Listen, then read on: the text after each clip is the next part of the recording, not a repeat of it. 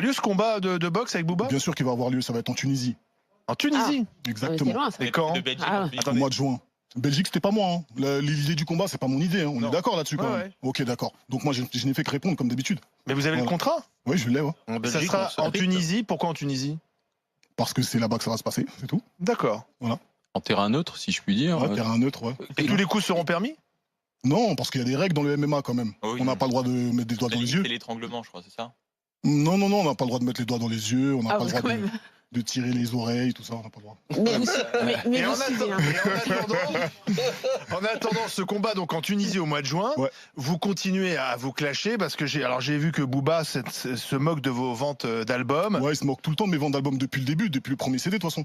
Mais en vérité, j'ai beaucoup de certifications, donc c'est bien. Mais il fait toujours ça en fait. Chaque fois que je dois sortir un album, il prépare quelque chose pour casser du sucre sur mon dos. Et puis ils sont beaucoup. Hein.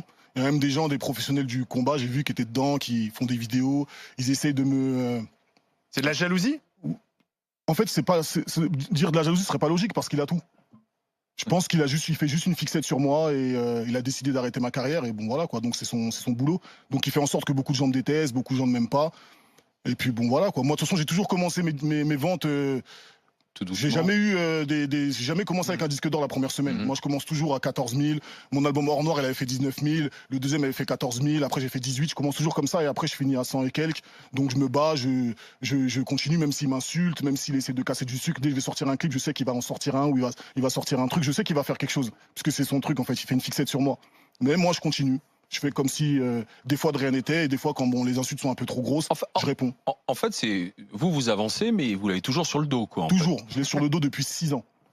Ouais, depuis 6 ans, il est sur moi et il me lâche pas. C'est qui veut vous adopter, finalement? Adopter? Non, on a quasiment le même âge, il peut pas m'adopter. Mais c'est quoi? Pas C'est son de fils, moi, j'ai déjà un l'amour-haine père. parce que vous avez été potes? Il est jaloux du tracteur. On n'a pas été vraiment potes. Ouais, les jaloux du Ah, vous tracteur. avez pas été vraiment amis?